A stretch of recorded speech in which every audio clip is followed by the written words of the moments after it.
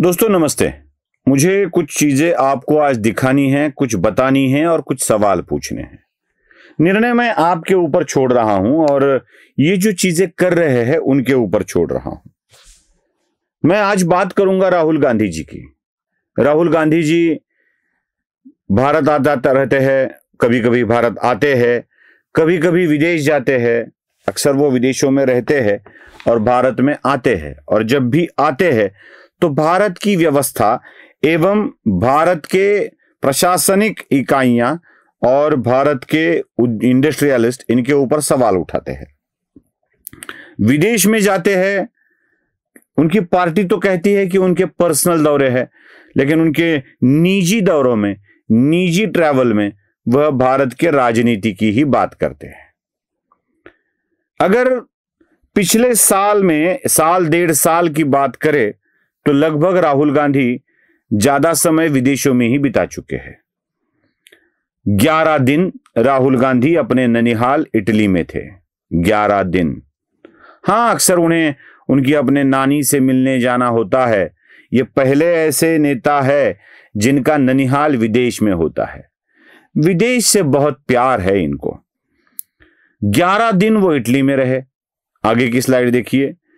6 दिन वो वियतनाम में रहे। 7 दिन वो दुबई में रहे।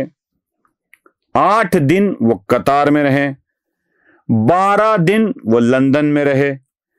5 दिन वो मस्कत में रहे।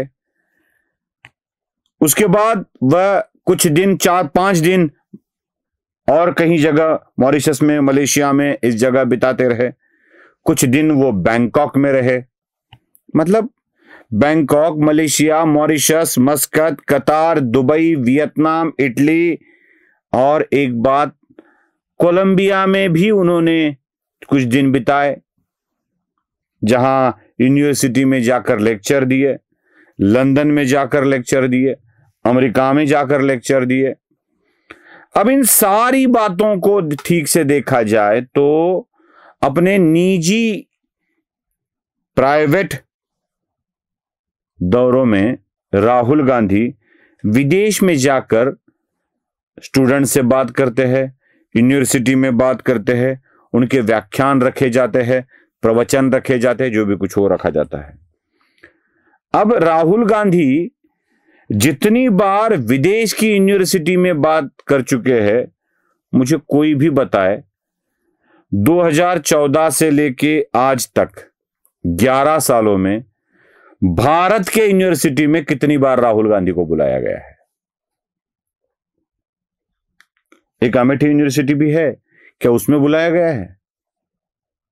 किसी भी यूनिवर्सिटी का नाम ले लीजिए, क्या उसमें राहुल गांधी ने कभी कोई व्याख्यान दिया है, कोई प्रवचन दिया है, कोई कीर्तन किया है?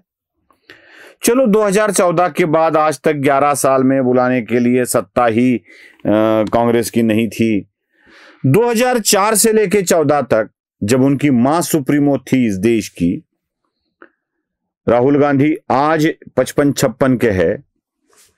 11 साल पहले वो 44 के होंगे, और उनके 10 साल की सरकार तो 32 से लेके आगे तक तो राहुल गांधी अच्छे खासे अभ्यासु जवान थे।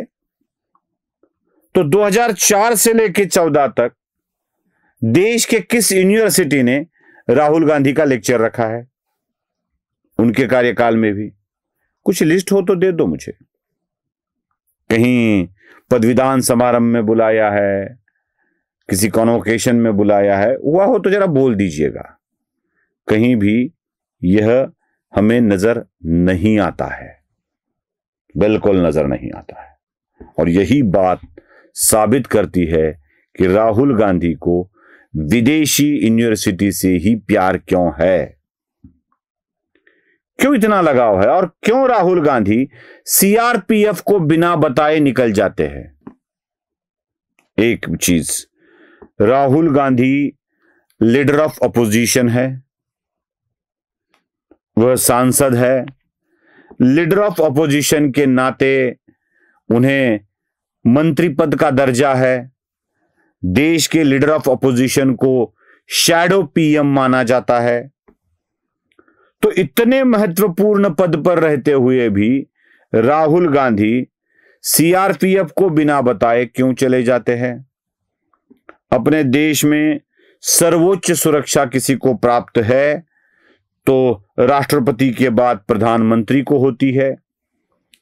उसके बाद की सर्वोच्च सुरक्षा किसे अगर प्राप्त होती है तो अमित शाह और राजनाथ सिंह जी को प्राप्त होती है, गृह मंत्री और रक्षा मंत्री के रूप में। और वही पैरेलल सुरक्षा प्राप्त होती है एलओपी को, गांधी परिवार को, सोनिया गांधी को। झड़ प्लस एएसएल ऐसी सुरक्षा व्यवस्था होती है वो। और ऐसी सुरक्षा के घेरे में रहने वाले लोगों को अपनी निजी यात्रा भी बतानी पड़ती है, लेकिन बताते नहीं हैं। किससे मिलने जाते हैं, कहां जाते हैं, क्या करते हैं। सिक्योरिटी रीजन में तो कोई पर्सनल, प्राइवेट, सरकारी, गैर सरकारी ये चीजें तो नहीं रहती, तो क्यों विदेशों के यूनिवर्सिटी में ही जाकर बोलते हैं? अगर लोगों के मिलने की बात की जाए राहुल गांधी की, तो किन लोगों से मिलते हैं? जितनी भी भारत विरोधी ताकतें हैं, जितनी भी भारत देश का अकल्याण करने का विचार करने वाली ताकतें हैं, एलान उमर के साथ मिलकर आते हैं राहुल गांधी। इससे और क्या सवाल मन में उठे?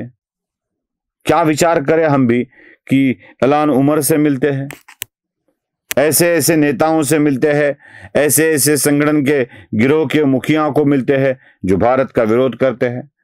चाइना से कोई बिना मतलब के राहुल गांधी मिलकर आते हैं। ये सारी बातें किस चीज को बताती है? क्या साबित करना चाहते हैं राहुल गांधी? पिछले साल में 10-12 बार विदेश में जाकर विदेशी यूनिवर्सिटी में बोल कर आते हैं, और जब भी जाते हैं निजी दौरे पर तो राजनीति की बात क्यों करते हैं? किसी ने सवाल पूछा कि निजी दौरा है, निजी यात्रा है, तो निजी यात्रा में जाकर भारत के राजनीति के बारे में क्यों बोलते हो? असुरक्षित माहौल है, चुनाव ठीक से नहीं हो रहे हैं, ईवीएम का दुरुपयोग हो रहा है, मतों की चोरी की जा रही है, ये सारी बातें क्यों बोलते हैं? मैं आपको एक बात बताता हूं, राहुल गांधी अगर इंडस्ट्रियलिस्ट और इनके विरोध में है तो राहुल गांधी किस तरह की बातें करते हैं देखिए। राहुल गांधी एलआईसी का विरोध करते हैं, डूब रही है, खत्म हो रही है, दावा करते हैं। राहुल गांधी एएचएल की बात करते हैं, एरोनॉटिकल कंपनी हमारी हिंदुस्तान एरोनॉटिकल कंपनी एचएएल की बात करते हैं। राहुल गांधी अदानी का पुरजोर विरोध करते हैं। राहुल गांधी अंबानी का पुरजोर विरोध करते हैं।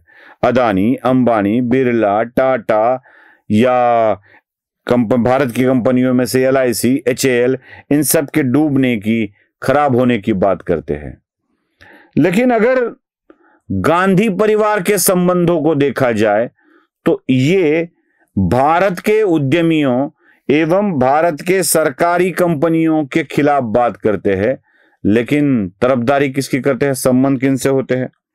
आपको याद होगा यूनियन कार्बाइड नाम की कंपनी के एंडरसन नाम के व्यक्ति हुआ करते थे, भोपाल दुर्घटना वाली। उस एंडरसन के साथ कांग्रेस पार्टी के अच्छे रिलेशन थे, गांधी परिवार से अच्छे रिलेशन थे। आप जानते हैं कॉतरुची को बोफर्स के मामले में गड़बड़ हो गई थी, वो कॉतरुची की कंपनी के साथ अच्छे रिलेशन थे, होबिर्जर के साथ अच्छे रिलेशन थे, अगस्ता वेस्टलैंड की कंपनी के साथ अच्छे रिलेशन थे, हिंडनबर्ग के साथ अच्छे रिलेशन होते हैं। जितने भी विदेशी कंपनियां हैं उनके साथ इनके अच्छे रिलेशन होते हैं, और भारत की कंपनियां खराब होती है। अगर देश के प्रधानमंत्री श्रीलंका, म्यांमार, बांग्लादेश या किसी अन्य देश में जाकर अपने उद्यमियों की तरफदारी करते हुए उनको काम देने की बात करे तो राहुल गांधी को आपत्ति होती है। लेकिन बाहर के उद्यमियों के प्रोडक्ट देश में लाते वक्त जो भी कुछ इनको मिलता है या नहीं मिलता है मुझे पता नहीं है, लेकिन इनके पक्षधर होते हैं। इन सारी बातों को ठीक से समझ लेना चाहिए दोस्तों, सारी बातों को ठीक से समझ लेना चाहिए। और इसी चीज को अगर ना समझो ना तो राहुल गांधी हमें समझ में नहीं आएंगे। राहुल गांधी की इन बातों को ध्यान में रखते हुए इन निजी चीजों को ध्यान में रखते हुए हमें सीख लेनी चाहिए और राहुल गांधी को पहचान लेना चाहिए। नमस्ते।